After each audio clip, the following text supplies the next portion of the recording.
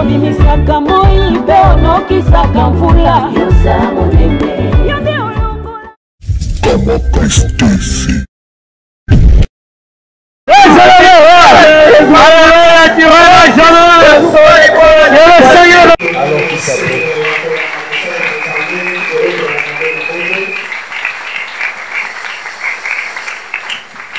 Seigneur Dieu, nous voulons nous remettre sous ta grâce. Seigneur, tu sais que je suis conscient que sans toi, je ne peux rien faire. C'est pourquoi je me livre entre tes mains. Permets que je sois un canal de bénédiction pour quelqu'un ce soir. Père, permets-le s'il te plaît. Seigneur, je sais aussi que tu ne te répands pas de ton don ni de ton appel. Fais-nous faveur. Bénis-moi qui parle et bénis l'assemblée qui écoute. Fais-nous du bien et glorifie-toi. Que les saints disent avec moi, Amen. Et puis nous l'acclamons très très très fort.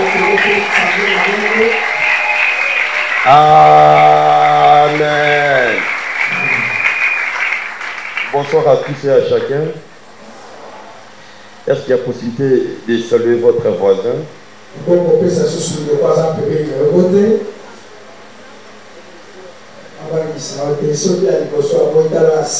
Amen. Amen. Ok, bon anniversaire à tous et à chacun. Est-ce que pour l'anniversaire, on peut se mettre debout et acclamer Dieu pour lui dire Seigneur merci. Merci pour les 10 ans. Nous l'acclamons, nous poussons des cris de joie. D'une manière pour nous de dire Seigneur merci. Merci. Merci. Merci pour les 10 ans. Merci pour les conversions. Merci pour les emplois. Merci pour les guérisons. Merci pour les serviteurs que tu as suscités en ces lieux. Nous te disons merci. Merci. Merci Seigneur. On peut se rasseoir s'il vous plaît.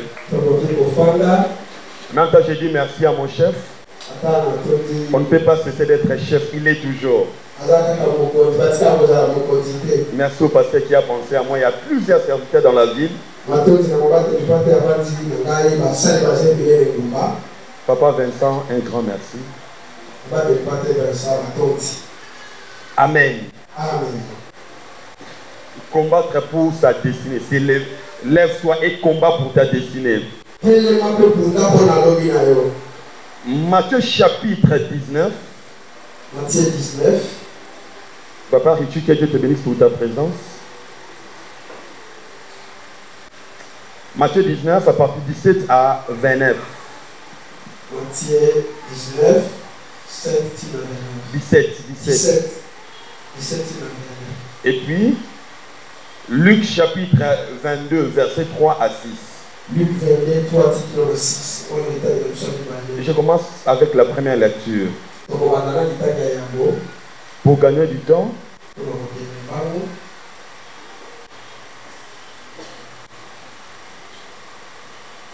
pendant que Jésus montait à Jérusalem, il prit à part les 12 disciples et il leur dit en chemin, voici, nous montons à Jérusalem et le Fils de l'homme sera livré aux principaux sacrificateurs et aux scribes.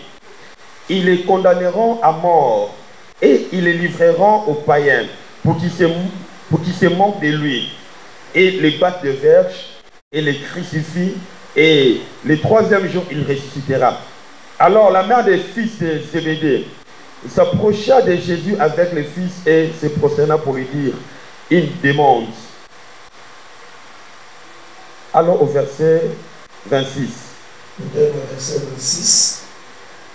Jésus appela et dit, vous savez que les chefs des nations tyrannissent et que les grands les avertissent. Il n'en sera pas de même au milieu de vous. Mais quiconque veut être grand parmi vous, soit votre serviteur. Luc chapitre 22. Luc chapitre 22. Luc 22. Les versets 31 et 32. Le Seigneur dit, Simon, Simon, Satan vous a réclamé pour vous cribler comme les fromages. Mais je priais pour toi, afin que ta foi ne défaille point. Et toi, quand tu seras revenu, affermis tes frères. Jésus lui dit, Pierre, je suis prêt à aller avec toi et en prison et à la mort. Jésus dit, Pierre, je te l'ai dit, les coqs ne chantera pas aujourd'hui que tu n'aies nié 3 fois de me connaître.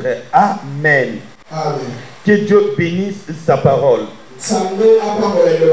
En fait, dans Luc chapitre 22, du verset 3 jusqu'au verset 6e, là, la Bible nous parle que Jésus a une parole de connaissance sur Pierre.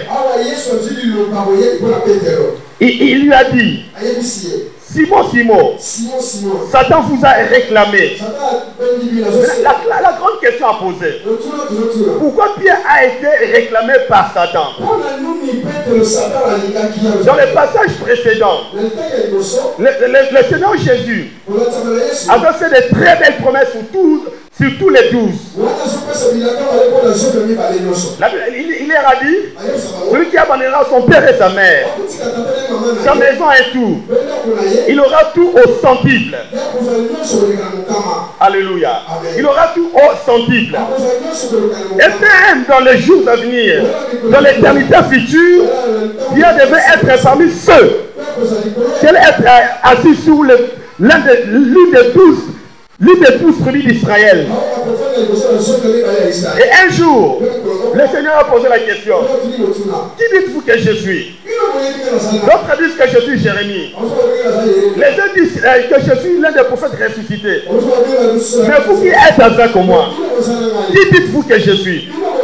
Pierre a pris la parole. Il lui a dit, tu es le Messie, tu es le Christ. Le Seigneur Jésus l'a regardé et lui a dit, tu as bien dit, car ce n'est ni la chair ni le sang qui t'ont révélé ces choses. Il lui a révélé son futur. Il lui a révélé sa destinée. J'aimerais dire à quelqu'un, le jour où tu connaîtras Jésus, le jour où tu auras la révélation de Jésus, ça sera le jour où Jésus va te donner ta... Tu es Pierre, sur cette pierre je bâtirai mon église. Pierre a découvert sa raison sur la terre. Il lui a dit, je te donne la clé du royaume, les clés du royaume. Tout ce que tu liras sur la terre, de même sera lieu au ciel. Alors Pierre avait eu une grande destinée. Il a connu le pourquoi de son existence sur terre. Mais nous, vous comme moi, reconnaissons qu'il y a un homme aussi qui avait eu le même message. Il s'appelait Judas Iscariote. Il était comme Pierre et les autres. Il s'était suscité à dessein par Dieu. Il s'était suscité à dessein. Dieu les avait choisis afin qu'ils puissent accomplir l'évangile. Qu'ils puissent avoir tout ce qu'ils avaient perdu. Mais Judas, il connaissait sa destinée. Pendant que le Seigneur les envoyait deux, Judas aussi était du nombre. Il avait chassé les démons. Il avait apporté l'évangile. Mais Judas est mort sans pour autant expérimenter c'est à quoi le Seigneur l'avait appelé. Je lève ma main, toi et je prie. Toi, tu atteindras ta destinée au nom de Jésus. J'ai dit, toi, tu accompliras ta destinée au nom de Jésus. Si tu es d'accord avec moi, dis Amen. Ah, je dis, si tu es avec moi, dis Amen. Comme tu as dit Amen, je dis Amen à ta place. Si tu es d'accord avec moi, dis encore Amen. Alléluia. Judas est mort. Il connaissait le plan de Dieu pour sa vie. Autrement dit, sa destinée. De deux, il connaissait, mais il n'a pas pu le vivre. De l'autre côté, il y a Pierre. Pierre connaissait sa destinée. Il savait qu'il allait ouvrir la porte de l'église. Mais ce jour-là, le Seigneur lui a dit, Satan t'a réclamé. Satan t'a réclamé. Judas, qui avait reçu une grande destinée. Dans Luc 22, 3 à 6, la Bible dit, oh, Satan entra à Judas et tout était détruit à partir de cela. Tout son avenir était écroulé à cause de celui qui n'aime pas l'accomplissement de notre destinée. J'aimerais dire à quelqu'un ce soir, pour s'échapper au piège, aux attaques de Satan, il faut faire une chose. Il faut combattre. Il faut combattre. Et j'aimerais te dire, lève-toi et combat pour ta destinée. Quelqu'un peut se poser la question, qu'est-ce donc la destinée? Et je pense que ceux qui m'ont précédé ont donné des définitions là-dessus. Mais j'aimerais dire à quelqu'un, c'est le plan que Dieu a conçu en avance. C'est le plan de Dieu pour ta vie que Dieu a conçu avant ton existence pour que tu le vives sur la terre.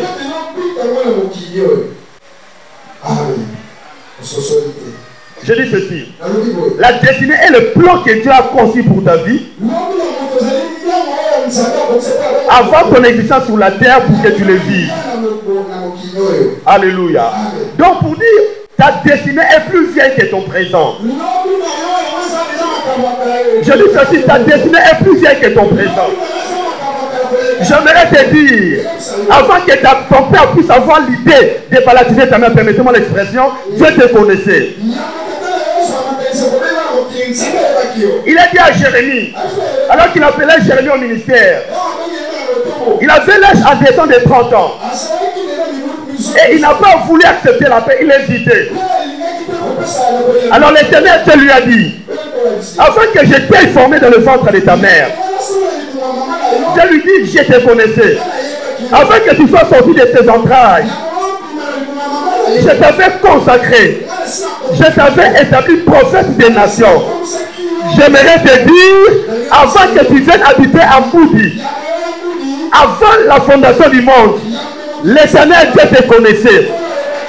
Il te connaissait. Et je prie ce soir que Dieu t'aide à découvrir ta destinée. Il est bon de découvrir ce à quoi on est appelé à vivre.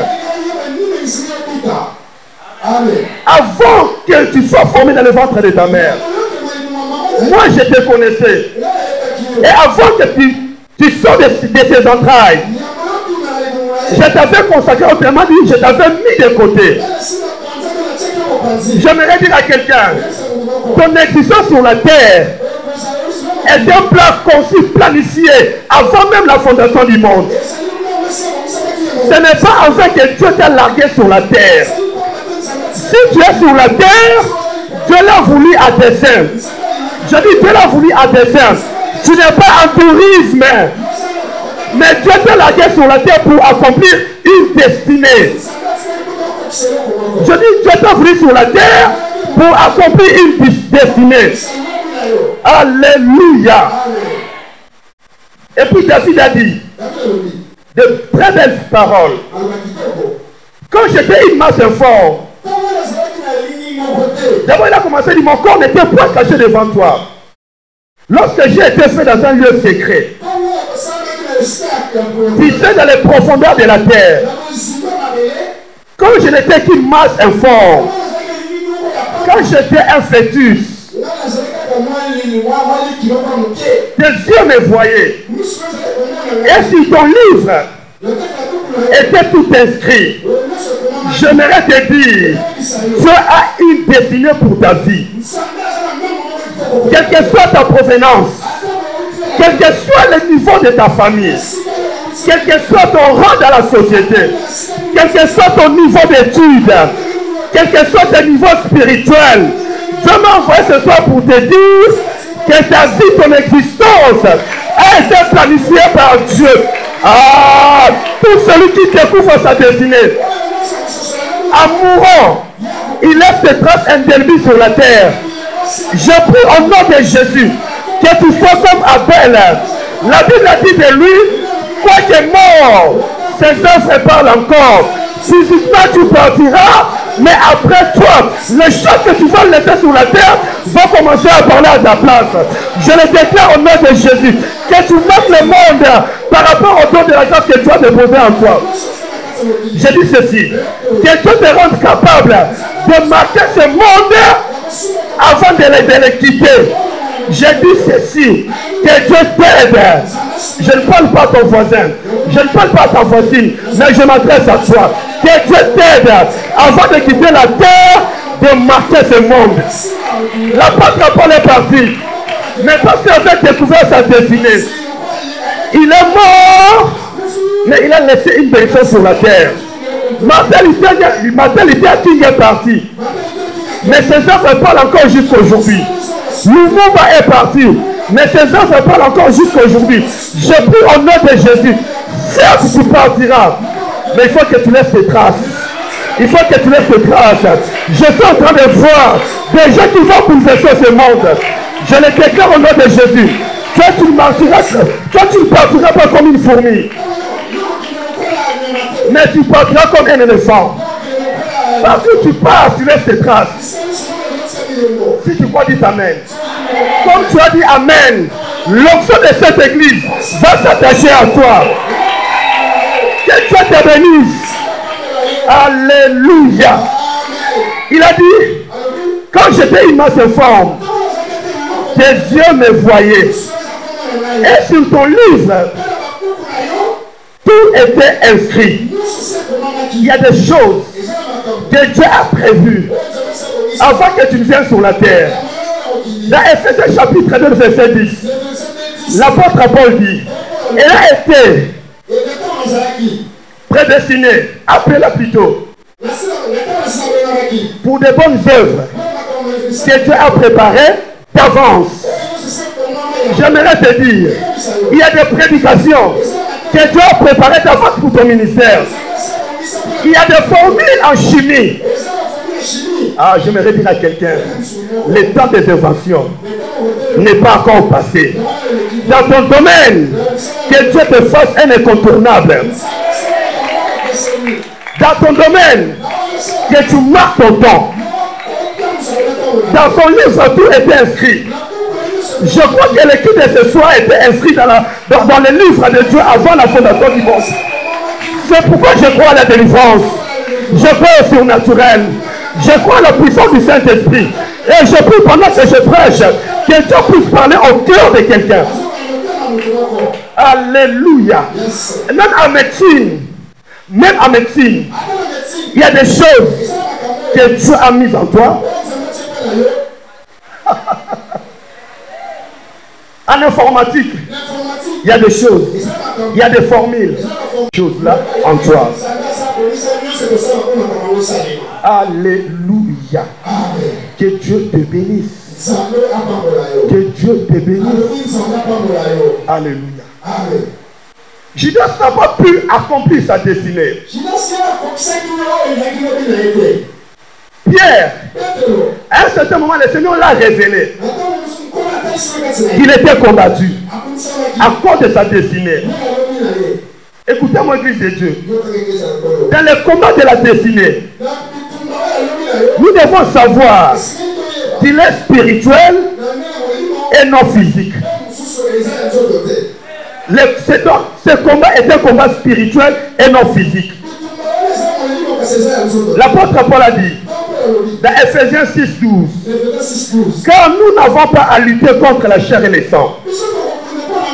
Ce combat n'est pas lié à la chair, n'est pas lié au sang, mais contre les dominations, contre les autorités, contre les princes de ce monde des ténèbres, contre les esprits méchants dans le lieu céleste. On peut avoir des réactions sur le plan physique, mais le combat en question est sur le plan spirituel. Souvenez-vous d'Israël. Dans Exode chapitre 17, verset 18 à 16, ils sont sortis de l'Égypte, destination Canaan. Mais la Bible a dit arriver à Résidim. Amalek a venu combattre Israël. Écoutez-moi, fils de Dieu. La Bible a dit, Moïse, Aaron et ils sont montés à la montagne. Ils sont montés à la montagne. Il a pris Josué et les soldats. Ils étaient là dans la vallée. Mais les choses qui se passaient dans la vallée dépendaient de la montagne. La Bible a dit, quand Moïse élevait ses mains, là dans le champ de bataille, Israël était fort. Quand il baissait ses mains, quel lien il y a? Quel lien il y a? Quel lien il y a entre le fait de lever ses mains et la réalité qui se passe dans le combat? J'aimerais te dire que le combat spirituel existe. Quand il levait ses mains, Israël était en train de gagner. Mais quand il baissait ses mains, Israël était en train de succomber. Le combat n'est pas physique, mais ses conséquences sont physiques. Israël a pu gagner parce que Moïse avait gardé ses mains levées. Je prie au nom de Jésus. Ton Moïse, je dis bien ton Moïse, c'est Jésus. Il a toujours ses mains levées. C'est pourquoi je te vois gagnant dans ce combat. Dans le combat de la destinée, tu seras vainqueur. Ah, je te le dis au nom de Jésus. Tout ce que Dieu a prévu pour toi, tu vas le vivre à la lettre. Qu'il veuille ou pas. Même le sorcier le plus sorcier de votre famille, il sera incapable de tuer le plan de Dieu qui est en toi. Même les sorciers les plus expérimentés de votre quartier ne sauront pas étouffer ton mariage, ne sauront pas étouffer tes études. Je le déclare, tout ce qui était mort en toi ressuscite ce soir par la puissance du Saint-Esprit. Par la puissance du Saint-Esprit. J'aimerais dire à quelqu'un, après ce séminaire, après cette semaine, je le crois, il y aura beaucoup de témoignages. Je le crois, il y aura beaucoup de témoignages. Alors il ne faut jamais avoir la tête baissée. Il ne faut jamais avoir la tête baissée.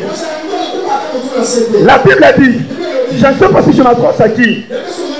Cette fois les justes tombent. Cette fois Dieu les relève. Je suis en train de voir les relèvements de plusieurs ce soir. Tu es fatigué par rapport au service de Dieu. Tu es fatigué par rapport au projet de la vie. Dieu va te relever au nom de Jésus. Dieu va te relever au nom de Jésus. Alléluia. Écoutez-moi. Et quand tu es distrait spirituellement, tu peux être vivant, mais tu as une vie non satisfaisante. Je dis ceci, si tu es distrait spirituellement, frère, sœur, si tu ne veux pas combattre, il n'y aura personne qui va combattre à ta place. Le combat est individuel. J'avais un ami. À l'époque, j'étais encore en esprit. Je l'ai sauté, compris parce que la vie que nous menons n'est pas bonne.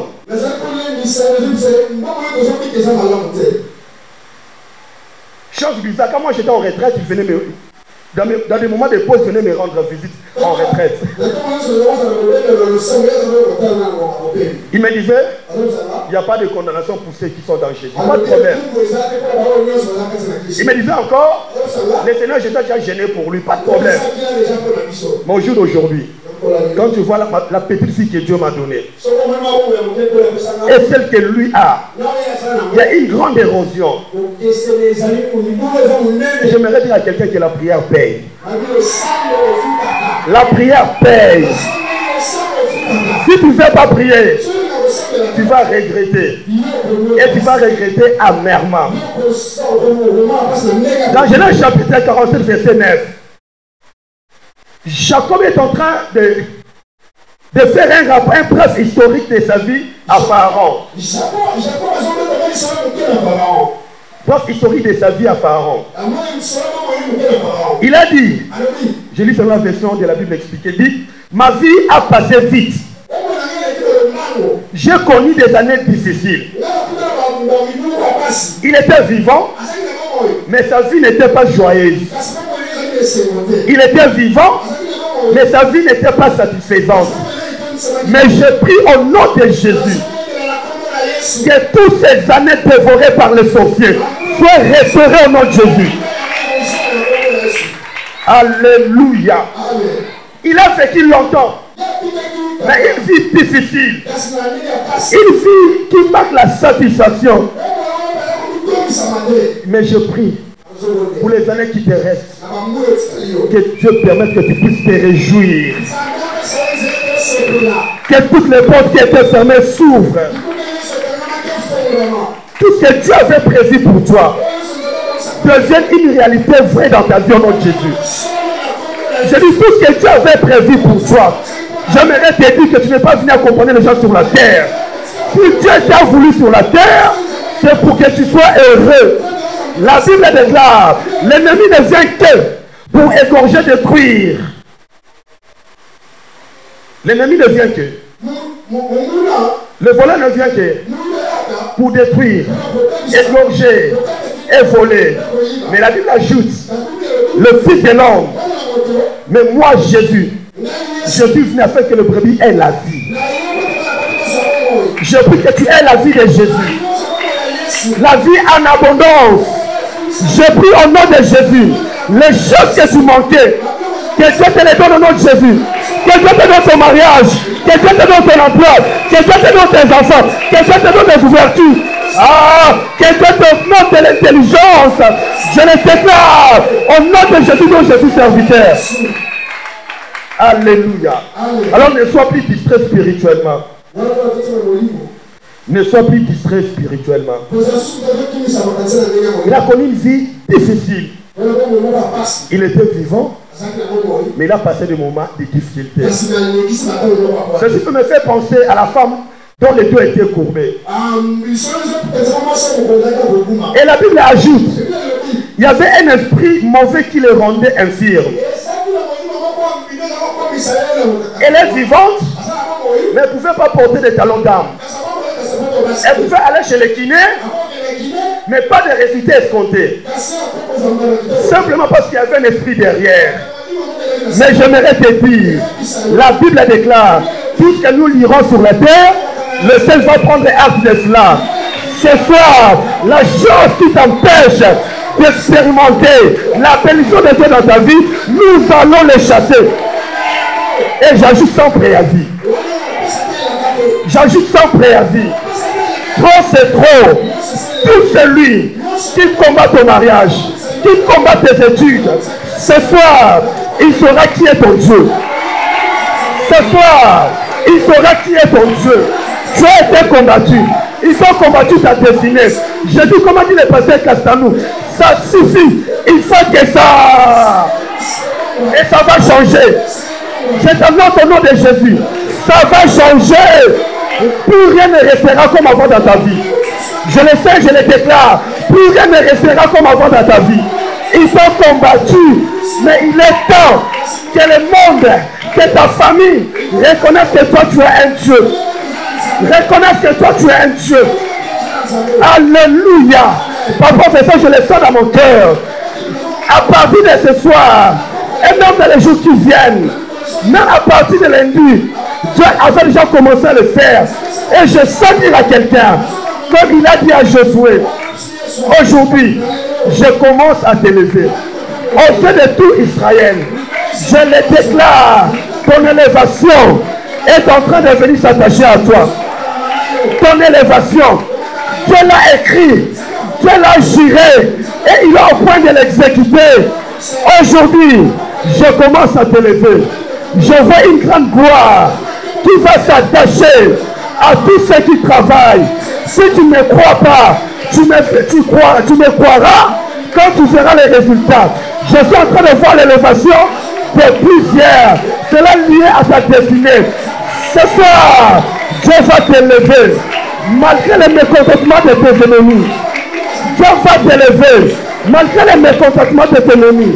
Qu'il veuille ou pas, ce que Dieu a écrit, personne ne peut l'effacer.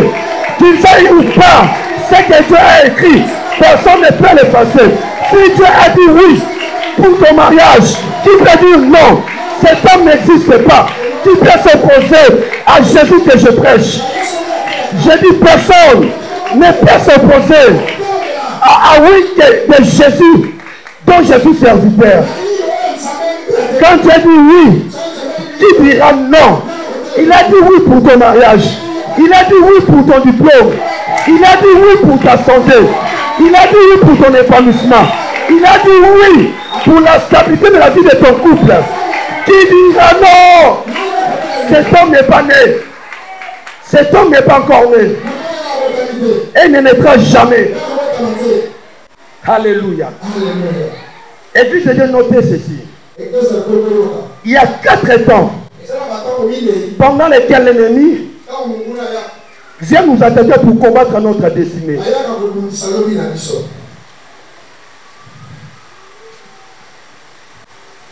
Là, c'est d'une manière générale. Premièrement, quand, lors de la naissance ou de l'accouchement, quand on est encore bébé, on n'a pas la conscience. Souvenez-vous du Seigneur Jésus. Quand il était né, Hérode s'est levé pour les détruire. Comment expliquer celui qui a une grande armée? Il a peur d'un petit bébé. Si on te combat, c'est pas parce que tu es beau, c'est pas parce que tu es belle, c'est pas parce que tu es issu de telle famille.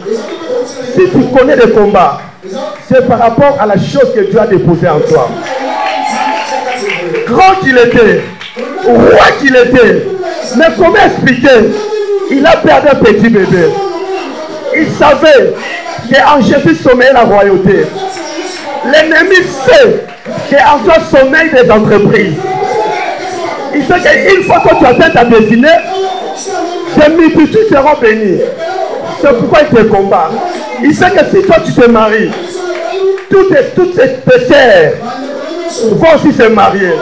Je sens dire à quelqu'un, toi tu es la porte du mariage pour votre famille. Si tu es combattu, c'est à cause de ça. Je prie au nom de Jésus que papa fait ça prêche. Tu vas te marier. Et après ton mariage, les restantes vont commencer aussi à se marier. Je déclare dans ta vie que Dieu te fasse un pont. Ma soeur, Dieu te fasse un pont sur lequel les membres de ta famille vont passer. Je déclare, s'il n'y a pas de mariage, à partir de l'onction du pasteur Vincent, j'active l'onction du mariage dans ta vie. J'active l'onction du mariage dans ta vie. J'active l'onction du mariage dans ta vie. Si tu crois que ce message te concerne, reçois le nom de Jésus. Alléluia. Et beaucoup de gens ont raté la vie lors de la naissance.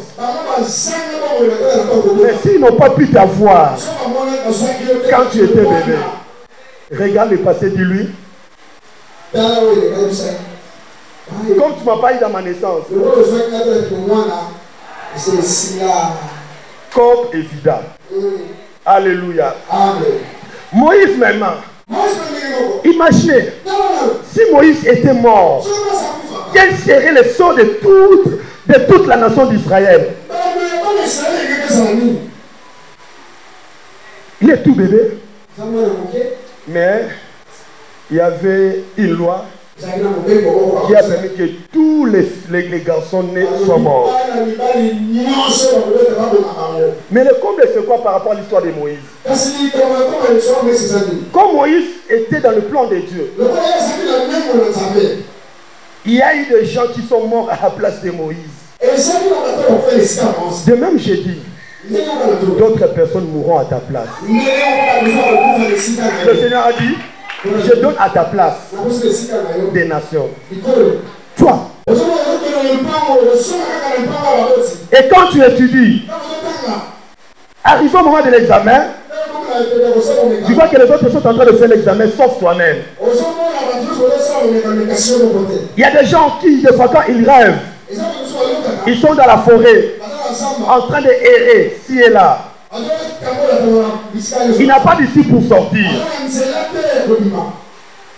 Sache que ta destinée est combattue. les songes ou les rêves que Dieu te montre, c'est pour te transmettre un message que tu dois t'élever pour la prière. Alléluia. Si on peut monter un peu le micro des retours, ça va me faire du bien. Alléluia, les bas fait des retours. Autre chose pour constater, quand on pose des actes irréfléchis, c'est comme si on est téléguidé. Il n'y a pas ta volonté ni ta conscience qui entre en jeu pour l'exécuter. Vous avez relaté l'histoire d'un jeune homme. Il était étudiant. Subitement, il est allé dire à son père, papa n'a qu'à commis DJ. Est-ce que vous comprenez quelque chose? Une fois, j'étais en train de parler avec ma BRS. Mon ancienne BRS. Elle m'a relaté, il m'a dit cette phrase qui m'est restée. Pasteur, donc, elle a fait le pléonasme en lingala. En fait, qu'est-ce qu'il y a eu? Pour nous épargner des têtes, parce qu'on doit prier. Il y avait l'un des neveux du président Sassou qui lui avait demandé la main. Et au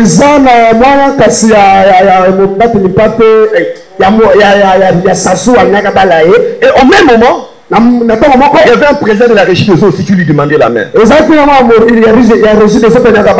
vais poser la question aux sœurs qui sont là. Entre un célibataire, président, neveu du président, et un directeur à la régie des eaux, homme marié et a des enfants, tu vas accepter la main de qui? Pasteur, la vérité. Alléluia. Amen. Mais chose bizarre, elle a claqué la porte au célibataire, neveu du président. Pour accepter la main du directeur. Et puis il m'a dit, Luxi, on est dans l'équilanga. Luxi, on est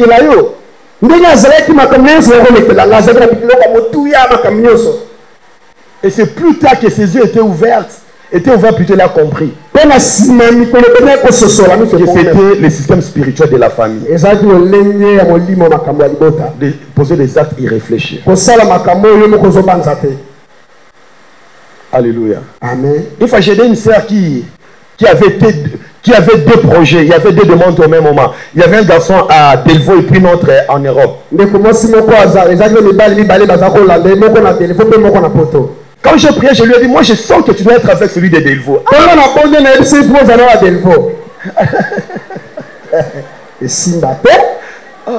Mais je suis serviteur de qui? Je suis serviteur de qui?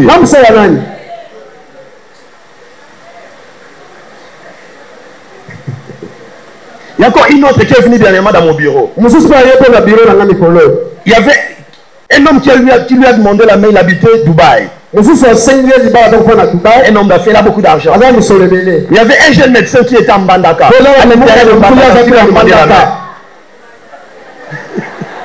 Je lui ai dit, docteur, moi je sens que tu dois être avec celui de Mbandaka.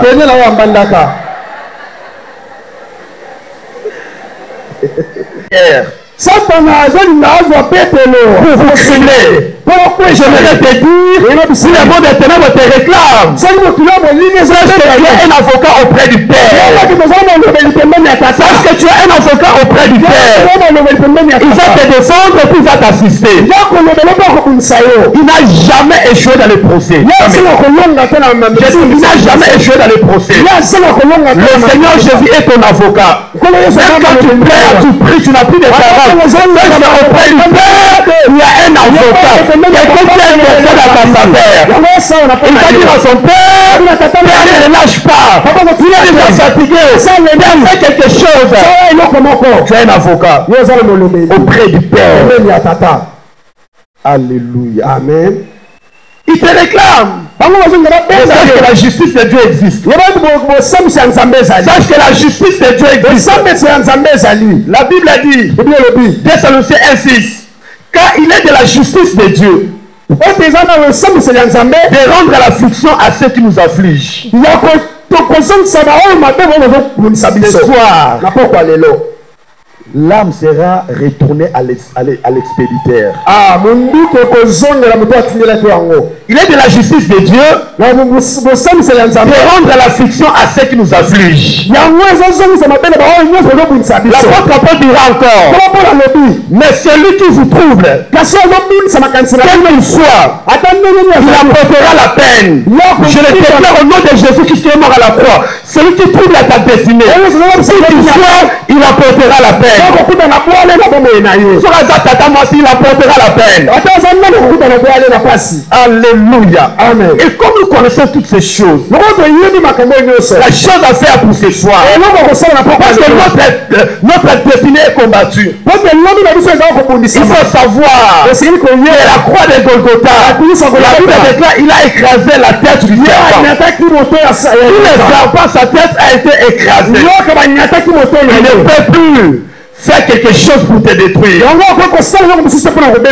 Alléluia. Amen. Souvenez-vous d'abord de l'œuvre de la croix. La Bible a dit, ils l'ont vaincu à cause du sang de l'agneau. Avec la croix, tu es déjà gagnant dans le combat de la destinée. Avec l'œuvre de la croix, où Jésus était pendu, le sang coulait de partout. Et avec ce sang-là, la Bible nous dit, nous l'avons vaincu. Je déclare que tu gagneras le combat de la bataille à cause du sang de l'agneau. À cause du sang de l'agneau. Et quand les ennemis se lèvent, il faut aussi se lever pour combattre. Nous n'allons pas les prendre les armes physiques, mais nous allons prendre les armes spirituelles. Alléluia. Je sens dire à quelqu'un, mais est venu pour combattre en faisant de ta destinée. Pendant que tu seras en train de combattre, la Bible a dit, une chose qui va lier sur la terre, c'est que le sol va exécuter. Tout ce que vous lirez sur la terre, le sol va les lier. Tout ce que vous allez te lier, le sol va les lier. Et je prie au nom de Jésus, que Dieu de gloire rend puissant le nom de Jésus dans ta bouche. Que le Dieu de gloire rend puissant le nom de Jésus dans ta bouche. La Bible déclare, quiconque invoquera le nom de Seigneur Jésus sera écrasé. Non, loin de là, il sera sauvé.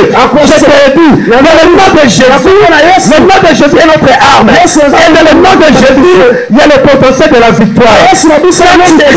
Dans le nom de Jésus, contre ceux qui combattent ta destinée, le ciel va envoyer son armée. Il y a des choses que tu auras après avoir combattu. Tu combattras et tu remporteras la victoire. Que Dieu vous bénisse. On peut se mettre debout. Alléluia. Amen. Si la chorale peut revenir.